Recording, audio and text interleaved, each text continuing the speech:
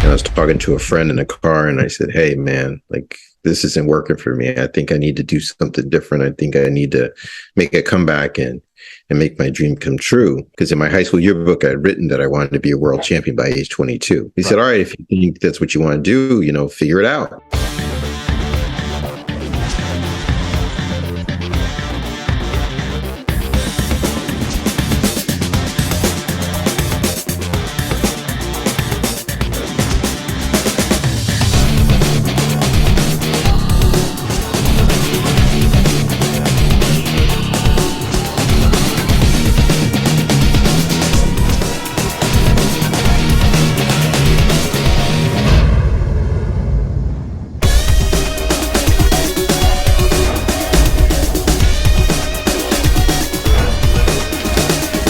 Okay, Kung Fu Chronicles, we are back. Sifu Quasi in the house. What is good? What is good? Listen, we are back with five crucial questions for Kung Fu masters, and I want you to do me that quick favor. Go ahead and drop that like down below. Let us know you're enjoying the content, so of course we can make more of it just for you.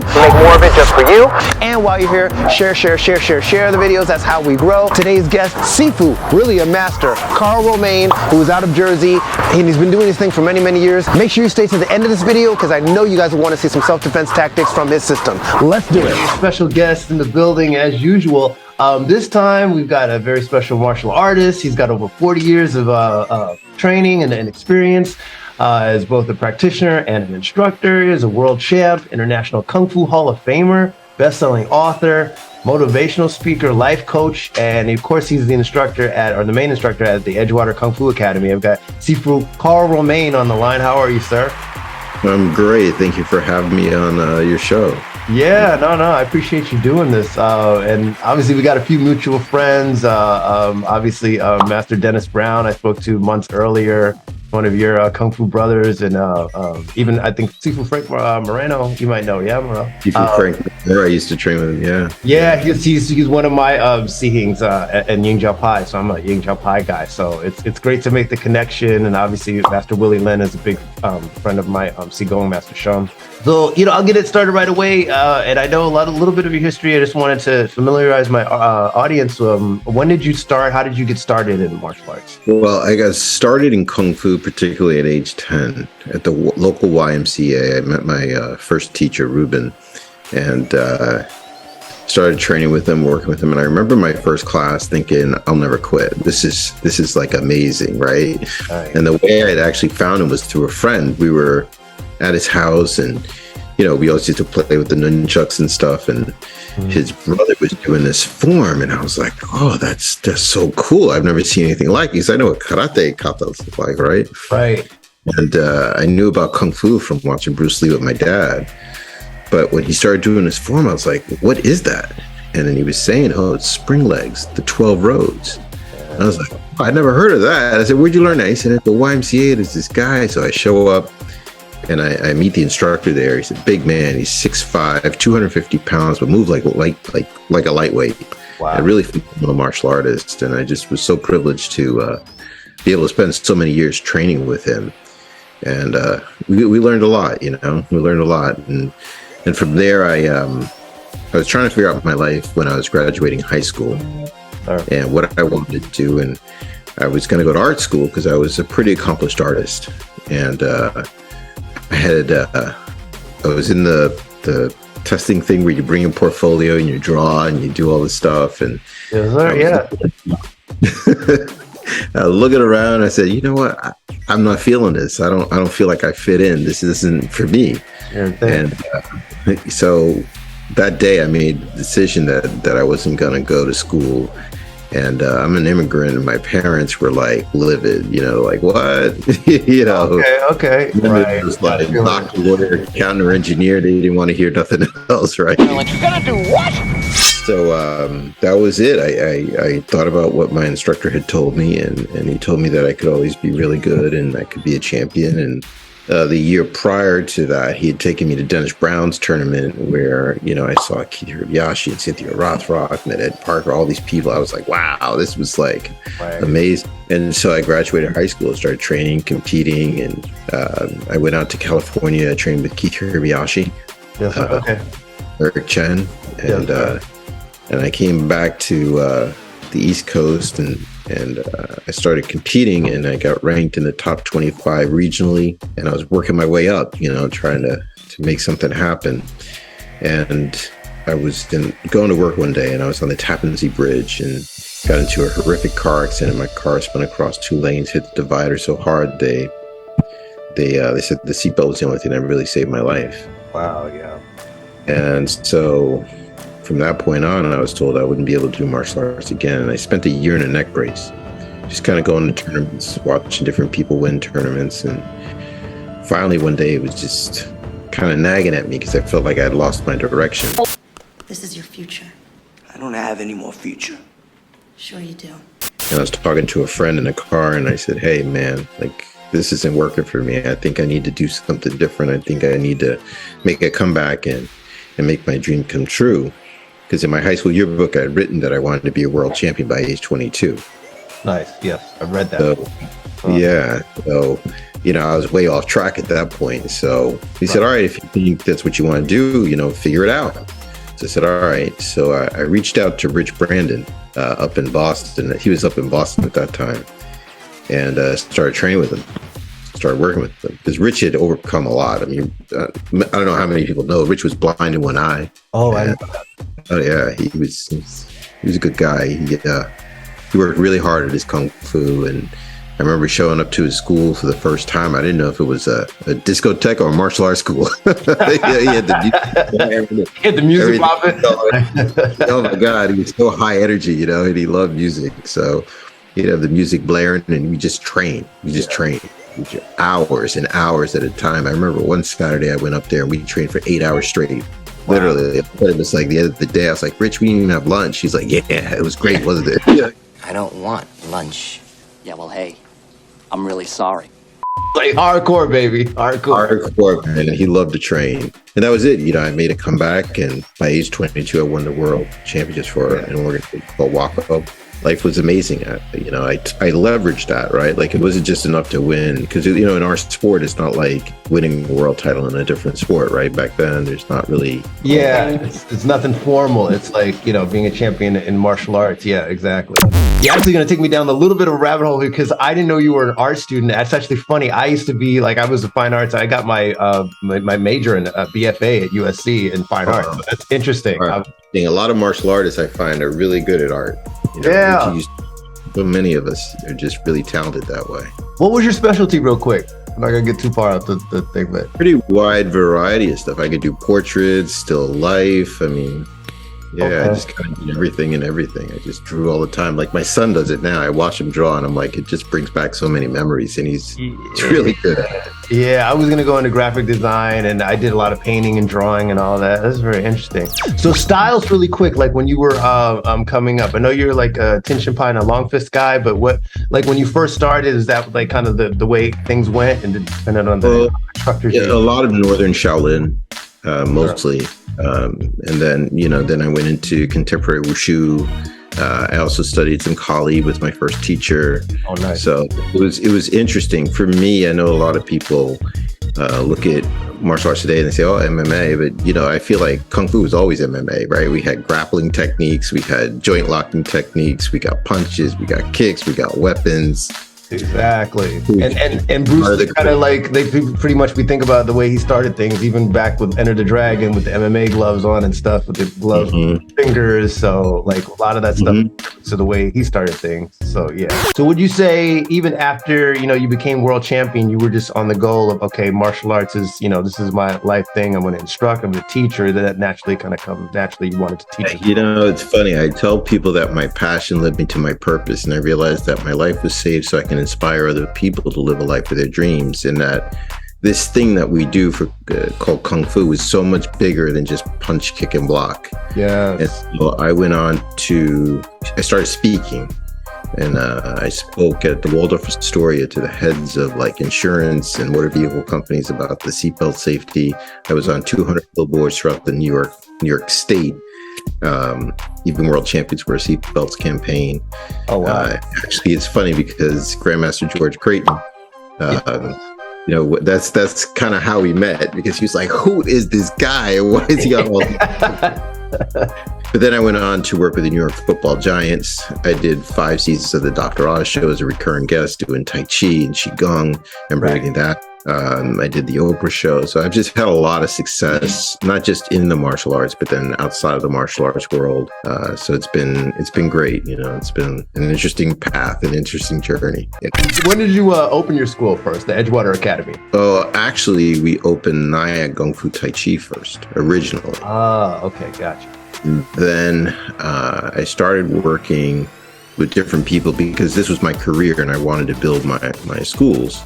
Yes, sir. And at the time, my daughter's mom was pregnant and I was like not making enough money, and I realized I needed to do something different and I didn't want to give up martial arts. So I started looking around at, you know, somebody's got to have the advice I need, right? Yes, sir. Yep. I ended up working with Master Bill Clark and Fred Mertens. I don't know if you're familiar with them, but Bill Clark, yes, but I'm not as familiar with Yeah, Fred Mertens was his head trainer. Okay, gotcha. And they had a program that they called Mass Training at the time.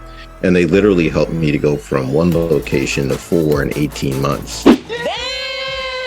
And it was pretty phenomenal time. And that's how we ended up opening the Edgewater Academy. So we had Nyack, Stony Point, Edgewater, and then we partnered up in Union City, New Jersey. So yeah, that's how that kind of happened. Okay, I got you. And then obviously after you open up the school, you actually talked about working with the New York Giants. I wanted to mention that too, because I know you've had like students like Amani Toomer was one of your students. Did I read that right? Howard Cross. I worked with Michael Strahan. You know, it's a great time. Yeah, wow. Did you get any of those guys up to compete or anything, or was it just they were just coming in for a little extra on top of their football training? Well, Amani stayed with me the longest. Okay. And he got his black belt with us. And oh, nice. Okay. Yeah, he never competed, but I think he would have. You know, okay. He's a pretty athletic guy. He's an athlete. Yeah, but he's really talented. Well, it's probably also safe to say you enjoy working with kids, and because a lot of videos I've seen that you actually have an anti-bullying program and a book out. Mm-hmm. How did that all kind of come about, or was that just a natural flow thing? Just from years of parents coming in and asking questions about how they can help their children, right? Yes. And at the time, I was committed to writing one book a year. A book, huh? And so I started with my first book, which was A Legendary Fist. And then I wrote another book with one of my students. He was sitting in my class, literally taking notes. And he comes to me one day and says, look, this is great content for a book. You want to do something with it? So we did. We called that The Shaolin Athlete. Right. And then this bully book came across around 2012 because there were a group of parents that just were adamant about like, hey, we need help. Our kids are getting bullied. We don't know what to do. And I said, you know what? Maybe I should just write a book about it. Yeah. So I took a lot of stuff that we were doing in class and in the classroom and put it together, put a book together, and the book did quite well, actually. And it was really a guide more for parents than it was for kids. And just really like how to instill confidence in your children and how to help them overcome bullying through instilling confidence. Nice. Yeah.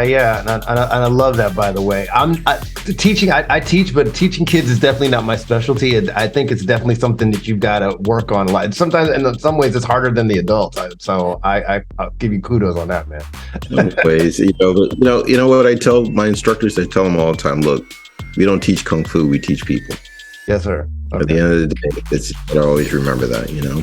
Okay, so as you brought it up, your goal was to do a book a year. I mean, Unbreakable is one of your most famous ones. So how did that process go as well? Was that just like along that path and a journey? It's like more content comes out? Yeah, I started doing one book a year, and then my friend got sick, and she was my best friend. She was helping me actually run all the schools, and then she died of cancer. So I was kind of like in this place and I needed something. And my coach, my mental health coach, actually shared with me that maybe you just need to find some purpose in this. And there was a book I was literally sleeping on, right?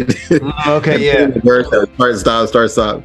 And so it was like the motivation to actually finish the book.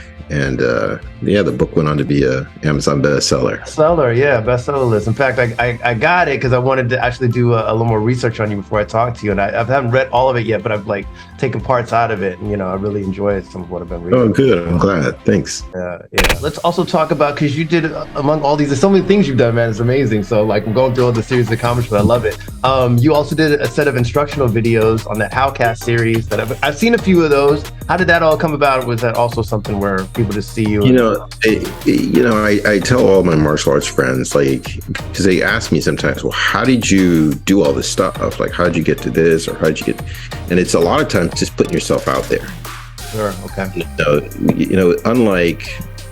Unlike other things, like we really need to work hard to promote the art and make sure that the right people are being promoted, if you know what I mean. So for me, it's a natural part of it. As an athlete, when I was competing, I had sponsorship because every time I did something, I made sure the local papers would know, right? Because that's where you're going to get your sponsorship from. Right. So it was just a natural part of my process is to make sure that I'm properly marketing myself at all times. And so with some of this stuff that's happened for me, it's really positioning. It's like being in the right place at the right time, making sure the right people hear about you.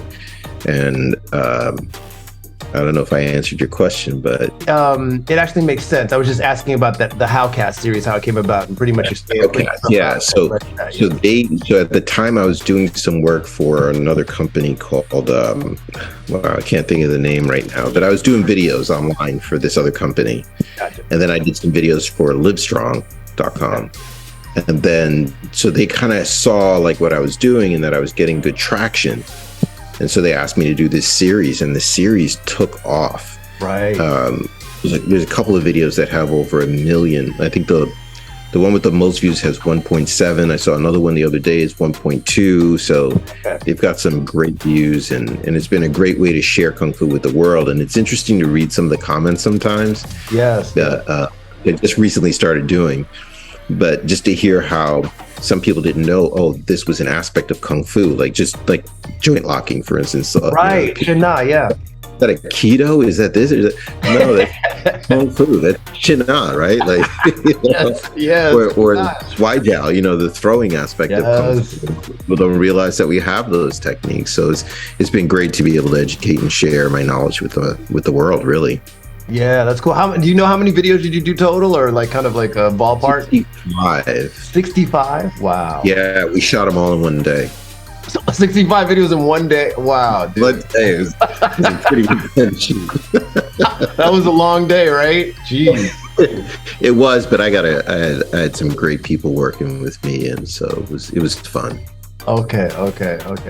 Actually, though, I'm gonna go back really quickly to your competing days. What were some of your favorite things to do? Like, what were your favorite weapons or favorite, things to compete in? I'm just curious. My favorite things to compete in were, the weapons I enjoyed the most were double broadsword and staff. Nice.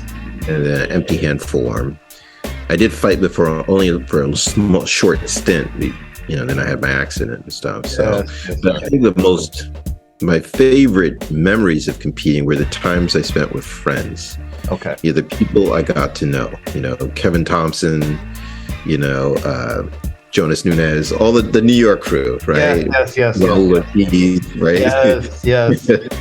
Tease, yeah. Grandmaster Creighton. I mean, all these guys, like, the New York crew, right? Yeah, the networking. Yes. Networking and the friends and the times you spend at tournaments, because tournaments is an all-day thing. So exactly. Sifu Pedro. Yeah, absolutely. A lot of good guys and stuff out there. Yeah, a lot of good guys out here. Yeah. I was just curious about that. So, like in a typical day, like in your school, even teaching, or like, what's a typical day like there at the Edgewater Academy? But a typical day, I'd say, is we open up. We have our staff meetings. We run our kids classes, and then it's on to the adult classes. There's certain days that I'm teaching and I'm working with my disciples, and nice. I teach a 3-hour class once a week, and that's a lot of fun because we get a chance to really work on the variety of techniques that day. Is that mostly for your advanced students, that 3-hour class? Yeah. Okay. Yeah. Okay. Yeah. Got you. And how many disciples do you have? Just mention that. I got about 20. Oh, wow. Okay, that's nice. Yeah, it's a nice group. Okay. Well, while we're there, what do you look for in a good student? Like, what's your thing that you usually? Character. Yeah. Character. I think Master Lin impressed that upon me the most. He said, you're always going to find people with great skill, but can you find somebody with good character? That's the most important thing. I agree. So talk to me a little bit about your, you mentioned how you started speaking, but you're also, motivational speaker and a life coach. And is that something you're still doing on the side? You still have clients that you work with? I do. I work as a mental health coach, helping people with anxiety, stress, mild depression, and just trying to help them to move forward with their life, reset their goals, look at life differently. And sometimes, if we can't help them, then we have to refer them to therapy. But we do our best to, work with them and help them to feel better. And mental health today is a major issue. And yes, sir. Honestly, I feel like Kung Fu, Tai Chi, all these things could really help a lot of people. If somebody's out there and they're struggling with their mental health, their emotions, their feelings, they're dealing with stress, nothing better than coming to a martial arts class and taking a work. You will not only feel good, but your mind will get better. In all of our schools, we talk about the right mindset, how to overcome obstacles, right? How to be the best that you can possibly be. And find a school, get started today. Honestly, it's great to talk to somebody, when you need that help. Yes. But a part of it is being active. Yes. Motion creates emotion, right? So move. Sir. I like that. Yeah.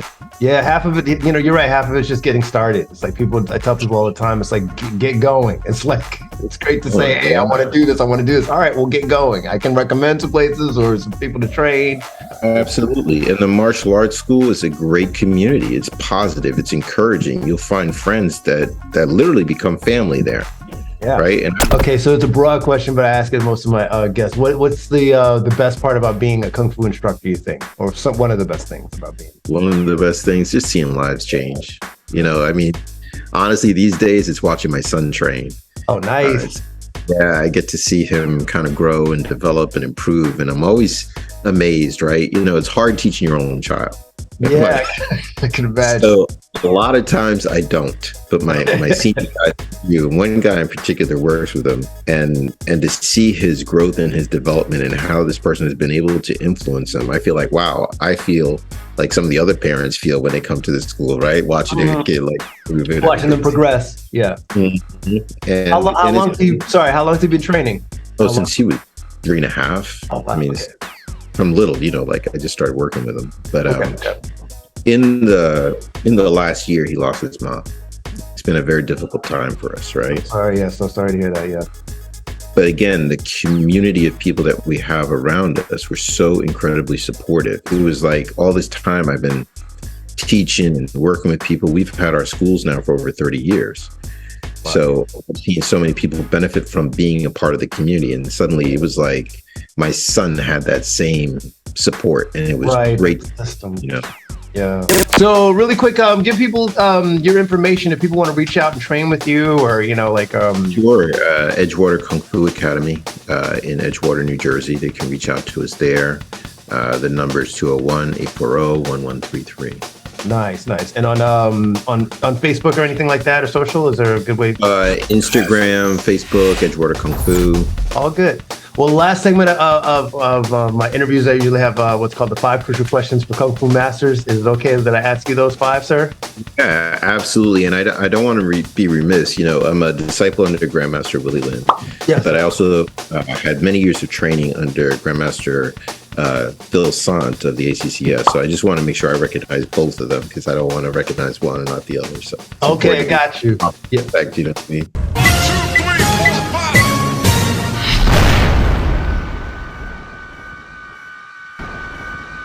Forms training is still essential. I think it's great for coordination, focus, balance, two-man sets especially, right? And I love the two-man sets that we have in so many of our Kung Fu styles.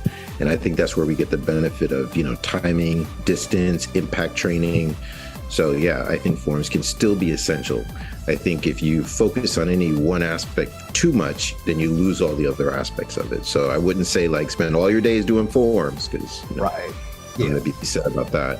And I think also understanding the form and understanding the time. Certain techniques have to be modified, right? Because things change, right? Absolutely. But understanding the application behind the movements of the form, that's key for self-defense.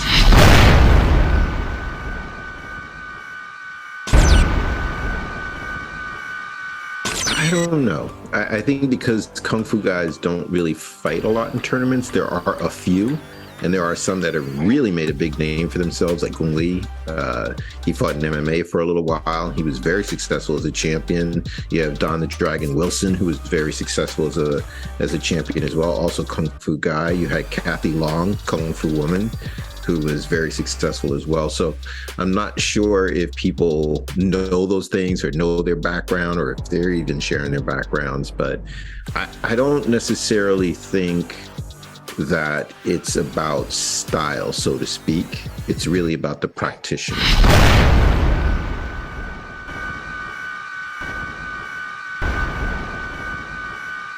Yeah, there are definitely some red flags, and there's definitely some things to look for. You know, when you walk into a martial arts school, you know, what is the history of the instructor, the style? Who is this person you're entrusting your child to? You know, like if it's a kid's class, right? You want to make sure that, you know, that they're teaching things that you want, that you would value being taught to your child. Do they teach character development? Or do they just teaching how to punch, kick, and block? There's a big difference between the two. Martial arts has a rich history of respect, discipline. And I believe whether we're teaching MMA, whether we're teaching traditional martial arts, we should always try to keep those things intact, right? Because in our society today, with so many challenges and so many things going on, if we could teach people to be more respectful and more disciplined, I think that the world could be a better place. So.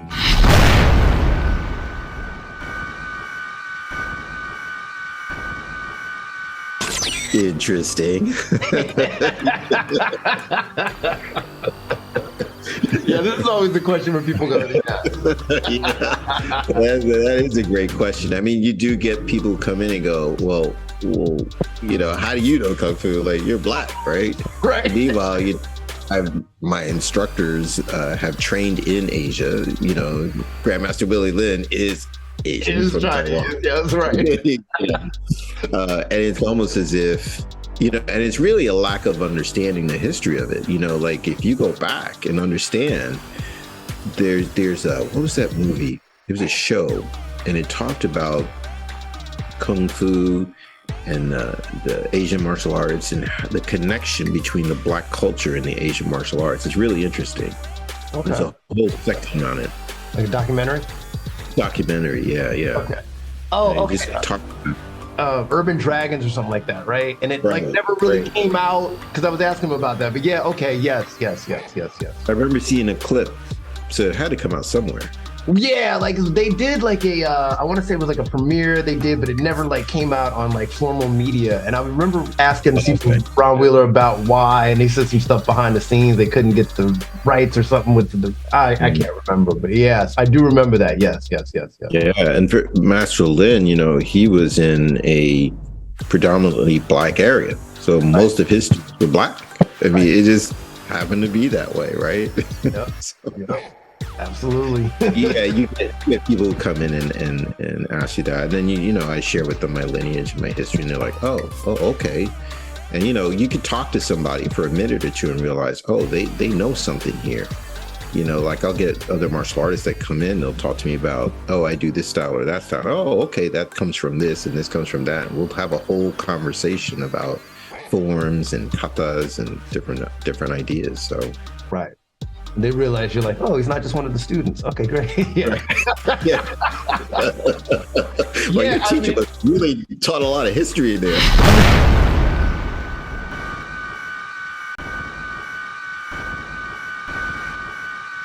Dedicate yourself to it. It's not just the hours spent within your guan, it's what you're doing outside of that. You know, if you were to come to my home, you'd see an extensive library of books, videos, notes that I've written over the years from different instructors that I've had the opportunity to work with. And I think that's the thing, right? You never get to a point where you feel like you know everything. Right. Be willing to go out and learn as much as you possibly can. And don't throw out the baby with the bathwater, like just because somebody might not have a whole lot to offer you doesn't mean they don't have something to offer you. Yes. Right. No, great words. Yeah, so that's what I would say. Look at this as something that you're going to dedicate yourself to. Remember that you teach people and not just martial arts, and focus on that. Have a good character development program, to help people be more disciplined and respectful. And always give respect to those people who have helped you along the way, because I've had a lot of instructors, Grandmaster Leon Truscott, I don't know if you know who that is. He's worked with me. So okay. I've had a lot of great people just kind of really invest in me, students. Yeah. So.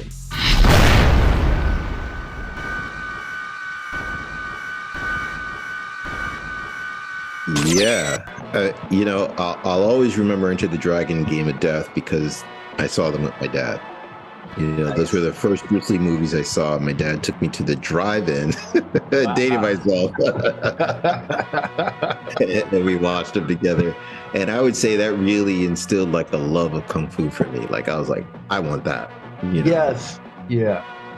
Same for me. It's like I tell people, it's like Bruce Lee and all the Shaw Brothers definitely was the catalyst. But believe it or not, The Last Dragon, when I saw Timok on screen, it was like, wow, there's a brother doing this. That was my spark plug. Like, all right, I got to do this.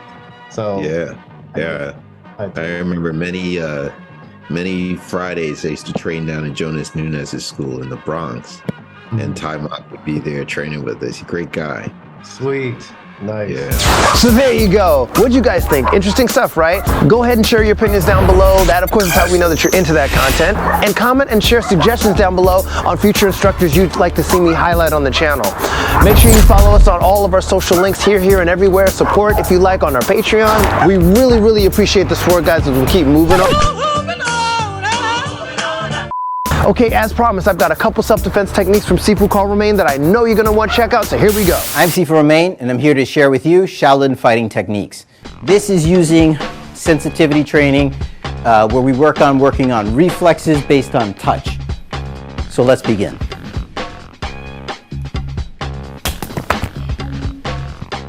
That was what we call pox out or lops out. Let me do a little slower. Slapping hand entry, punch. He blocks.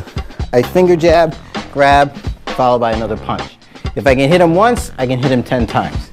We can even add this right into grappling range. So, from here, come in, right into our grappling range. In Kung Fu, if I want to go to grappling range from kicking, I can have my partner kick, I can block, grab, and sweep. Yeah, there he is. Good stuff, right? I want to thank Sifu Karl Romain for being a part of this video. Hey, this is Sifu Karl Romain. Thank you for watching Kung Fu Chronicles. Guys, stay safe. See you all in the next round. And of course, keep punching.